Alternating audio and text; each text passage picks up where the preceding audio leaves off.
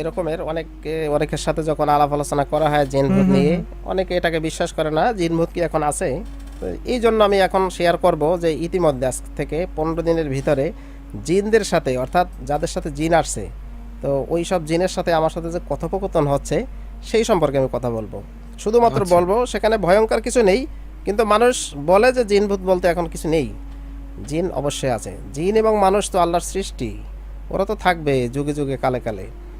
হয়তো আমরা জিনদেরকে এখন দেখতে পাচ্ছি না, তারা আমাদেরকে দেখতে পাচ্ছে। কিয়ামতের ময়দানে, হাসরের মাঠে আমরা তাদেরকে দেখতে পাবো, তারা আমাদেরকে দেখতে পাবো, এরকমের। যাই রাইট। হোক, আমি একটা জায়গায় আমার এক স্টুডেন্টের সাথে সকালবেলা আমি পড়াই তাকে। তো 3জন বাচ্চা আমি যখন পড়াই একাত্রে, তো একটা মেয়ে আছে এর ভিতরে, ক্লাস 7-এ পড়ে। ও দেখি একটু উল্টাপাল্টা পড়তেছে। তা আমি চিন্তা করলাম, ওকে আমি কোরআন এত সুন্দর করে শিখাইলাম, হ্যাঁ, গ্রামার সহ শিখাইলাম, সে শুদ্ধ করে পড়তে পারে, তাহলে এখন কেন উল্টাপাল্টা পড়তেছে। তো দেখেছি ভুল ভুল করে, অর্থাৎ 1 মিনিটের ভিতরে 2-3 পৃষ্ঠা উল্টাই ফেলতেছে। তখন আমি চিন্তা করলাম যে না, নিশ্চয়ই এর সাথে কোনো কিছু একটা আছে। তার মাকে জিজ্ঞেস করলাম, কয় যে হ্যাঁ, আজকের কয়েকদিন যাবত একটু উল্টাপাল্টা করতেছে। আস্তে করে আমি একটু দোয়া পড়ে তার ওই যে বাম হাতের কনিষ্ঠ আঙ্গুলটা ধরলাম। আঙ্গুল ধরার পরে এখন সে সালাম দিল আমাকে। সালাম, নাম কি? সে বলতেছে আমার নাম হুরহুর। আমার নাম হুরহুর। আমি যে, তা হুরহুর তুমি ওর সাথে কেন আসছো? বলতেছে ওর সাথে আমি আজকের আসি নাই, ওর বয়স 14 বছর, আমার বয়স 13 বছর। কিন্তু তুমি ছোটো একটা বাচ্চা, তো বাচ্চা এসে তুমি ওকে ডিস্টার্ব করলা বা কোরআন তেলাওয়াতের সময় ডিস্টার্ব করলা, এটা হইলো? সে বলতেছে না, ওকে আমার ভালো লাগে, ও আমার বন্ধু, ওকে বন্ধু বানাইছি, ওরে উপকার করব, ওর ফ্যামিলিকে উপকার করব। তো আমি কি তোকে আগুনে জ্বালাই দেবো, আমি তোকে বোতলে ভরবো, সমুদ্রে ফালাই দেবো। সে বলতেছে না, এগুলো হুজুর কিছু করিয়ে না, আপনাকে ভয় পাই, আমি আপনার কাছে কোরআন শিখতে চাই। তো যেটা আপনি আমাকে হেল্প করবেন, আর আমিও ওদেরকে হেল্প করব, আমি বড় হইলে হেল্প করব। আচ্ছা ঠিক আছে, তাহলে কোরআন তেলাওয়াত তুই শিখবি এভাবে, যাতে ওর ডিস্টার্ব না হয়, তুই তো ভুল ভাল পড়ে যাচ্ছ। সে বলছে ঠিক আছে।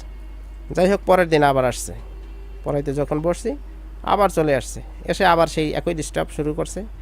তখন আমি তাকে আঘাত করলাম। কি দিয়ে?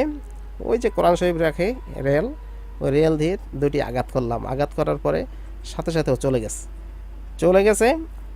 চলে যাওয়ার পরে ওই দিন রাত্রে আসছে ওই যে হুরহুরের দাদা আসছে, দাদার নাম হুরহুরি। তো হুরহুরি চলে আসছে। হুরহুরি চলে আসে ওই বাড়িতে, অটোভাবে চলে আসছে। আসি যারা আছে মহিলা, ওর মা বোন যারা আছে তাদেরকে ডাকছে, এই কে কে আছো কাছে আস, আমার কাছে আয়। তো মহিলারা যারা আছে তারা সবাই আসছে, ওর বাবা আসে নাই। তো বলছে আমার নাতিটার উপরে এই বাড়িতে যারা আছে পুরুষ মহিলা বাচ্চা কাচ্চা সবাই নির্যাতন করে।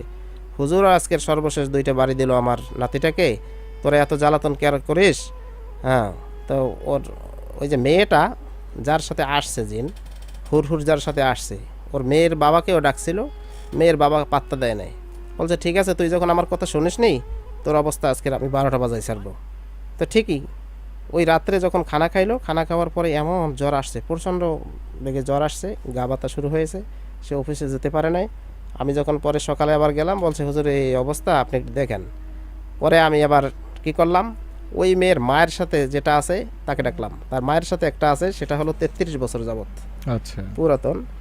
সেও যাবে না, সে বলছে আমি যাব না, আমাকে কেউ ছাড়াতে পারবে না, বহুত হুজুরের চেষ্টা করছে, তুইও চেষ্টা করে পারবি না, তবে এটা ওকে ছাড়াইস না, ওরা নিজেরাই ছাড়াবে না, তুই আলাপ করে দেখ, ওদের সাথে কথা বল। আমি কথা বললাম যে এই অবস্থা, তাহলে তুই যেন ওদের উপকার করতেছিস, তাহলে ওকে এই ক্ষতিটা কী করলো? বলতেছে কালকের রাত্রে ডাকছিল, ওই বাচ্চাটার দাদা আসছিল, ও দাদা ডাকছিল, তো ও তো যায় না, একটু গাদ্দারি করছে, তো যায় নাই। তাহলে যাই হোক, আমি কি করতে পারি? তো ও কী করা যায় করে, ডাক্তারের কাছে নিয়েন না, ডাক্তারের কাছে নিলে বড় ধরনের সমস্যা হবে, ওকেই ডাকেন আপনি। আবার আমি যখন চলে যাব তখন ওই বাচ্চার দাদাকেই আপনি হাজিরে দেন। হাজিরে দিলে ওর দাদা একটু পানি পরে দেবে, পানি পরে দেওয়ার পরে ও সুস্থ হয়ে যাবে। ঠিক ও যখন চলে গেছে, ওকে বিদায় দিয়ে এরপরে ওই যে বাচ্চাটার দাদা, হুরহুরের দাদা, হুরহুরিকে ডাকলাম। সে আসছে, সে বলতেছে না, ও আমার সাথে গাদ্দারি করছে, যে যেই পরামর্শ দেখ না কেন, কোনো পরামর্শে কাজ হবে না, আমি ওকে দেখে নেব। আমি বললাম দেখ, তো নাতি আসছে, তো নাতির যার সাথে আসছে ওর হলো বাবা, তাহলে তুই ওকে কেন কষ্ট দিবি? হ্যাঁ, ওকে সুস্থ করে দে, কীভাবে করবি দেখ। আচ্ছা ঠিক আছে, এক বোতল পানি দে আমার কাছে। তো একটা গ্লাস দেওয়া হলো, পানি দেওয়া হলো। একটু পানিতে কী যেন পরে ফুটে দিল, একটু গাছ ছিটে বা আমাকে বললো একটু ছিটাই দেন হুজুর, একটু পানি ছিটাই দেন আর ওকে একটু খাওয়াই দেন। তো একটু গায়ে ছিটাই দেওয়া হলো আর একটু খাওয়াই দেওয়ার পরেই দেখা গেল যে 90% সুস্থ, উঠে বসে গেছে। আচ্ছা। জিজ্ঞেস করলাম ভাই কী অবস্থা আপনার? বলছে ভাই আমি এখন সুস্থ, 90% সুস্থ হয়ে গেছি। একথা বলে এখন ও তো চলে গেছে। ওই দিন দুপুরবেলা আবার আসছে, মেয়েটা যখন ঘুমাইতেছে ওই মেয়ের বাচ্চার দাদা হুরহুরের দাদা হুরহুরি আসিয়া ওকে এবার উপরের দিকে তুলে ফেলতেছে। যেমন ছোট বাচ্চাদেরকে আমরা হাতের তালুতে, এক হাতের তালুতে নিয়ে অনেক সময় খেলা করি, মজা করি, এরকম করে ওই 7-এ পড়ে মেয়েটা, ওকে হাতের তালুতে করে যেরকম জায়গায় ওভাবে উঠেই ফেলতেছে উপরের দিকে। এখন সবাই তো অস্থির, এই মেয়েটাকে তো নিয়ে যাচ্ছে। আমাকে ফোন দিল যে হুজুর একটু আসতে পারবেন? হ্যাঁ আমি আসতে পারবো তো অমুক টাইমে। আমি গেলাম, যাওয়ার পরে সে এবারে উল্টাপাল্টা বলতেছে আমাকে যে হুজুর সকালবেলা আপনি ডাকছেন, আপনি কথা বলবেন, কিন্তু কিছু লোক এখানে বাজে লোক আসে, যে লোকগুলো অপবিত্র থাকে, অপরিষ্কার অপরিচ্ছন্ন থাকে, হ্যাঁ আমরা তো এটা ওদের ভালো করার জন্য আসি, ওদেরকে নামাজ পড়তে বলি, পর্দা করতে বলি, মহিলাদেরকে হালাল রোজগার করতে বলি, সুদের ইনকাম করে এইসব পরিবারে এই সুদের ইনকামগুলো ছাড়াইতে বলি। এই বাস্তব যে কথাগুলো, যাকে যে কথাগুলো বলতেছে, হ্যাঁ প্রত্যেকে আসলে সরাসরি সামনাসামনি তাদেরকে লজ্জা দিতেছে। হ্যাঁ তারপরে বললাম যে আসলে এভাবে বলা ঠিক না, সবাইকে আমি সতর্ক করলাম যে আপনারা এভাবে বলে যার যার গোমরটা ফাঁস করা এটা ঠিক না। আমি ঠিক আছে ডাকছি, আমি কথা বলি, আপনাদের কোনো কথা থাকলে আমার মাধ্যমে জিজ্ঞেস করেন। এই অবস্থা এখন চলতেছে। সর্বশেষ হলো তাদেরকে যে ছাড়ানোর একটা পরিকল্পনা চলতেছে। ওই মেয়ের মায়ের সাথে যে জিনটা আছে সে কোনো অবস্থায় যাবে না, আর ওই গার্ডিয়ানরাও বলছে না আমরা ওকে ছাড়াবো না। কী জন্য ছাড়াবো না? সে তাদেরকে বিভিন্ন ধরনের প্রস্তাব দিয়েছে স্বপ্নের মাধ্যমে, তোকে বড়লোক বানাই দেবো, তোকে এটা করব ওইটা করব, তুই আমার উপরে হাত বাড়াইস না, হ্যাঁ যারা অন্য যারা আছে তাদেরকে ছাড়া। তো যতদিন আমি তাদেরকে হাজিরে দিয়েছি ততদিন আমার বাসায় তারা রাত্রে হানা দিয়েছে। আমাকে বলতেছে তোর বাচ্চাকে নিয়ে যাব, কোনো অবস্থায় তুই রাখতে পারবি না। আমি বলছি আমি দেখব তুই কীভাবে আমার বাচ্চাকে নিয়ে যাও, আমার ক্ষতি কীভাবে তুই করো আমি দেখব। তুই জানিস না, আমাকে চিনিস? তো ওই যে মুরব্বী যে জিনটা, ওকে জিজ্ঞেস করলাম তোর বয়স কত? সে বলতেছে আমার বয়স হলো 50,000 বছর। তো তুই কি আমাকে চিনিস? আমি জিজ্ঞেস করলাম আমাকে চিনিস?